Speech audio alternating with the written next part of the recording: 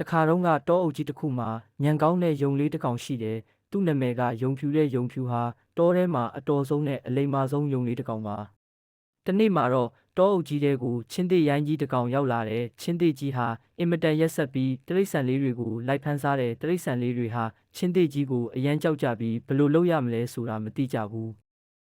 ယုံဖြူကတော့မကြောက်ဘူး။သူကချင်းသေးကြီးကိုအနိုင်ယူဖို့အစီအစဉ်တစ်ခုကိုစဉ်းစားတယ်။သူကချင်းသေးကြီးကိုတွားတွေ့ပြီးအရှင်ချင်းသေးကြီးကျွန်တော်တို့တောထဲမှာအရှင်ချင်းသေးကြီးထက်အင်အားကြီးတဲ့ချင်းသေးတစ်ကောင်ရောက်နေတယ်လို့ပြောလိုက်တယ်။ချင်းသေးကြီးကအယမ်းဒေါသထွက်ပြီးဘယ်မှာလဲငါ့ကိုခေါ်သွားစမ်းလို့ပြောတယ်။ယုံဖြူကချင်းသေးကြီးကိုရေတွင်းဟောင်းတစ်ခုစီခေါ်သွားတယ်။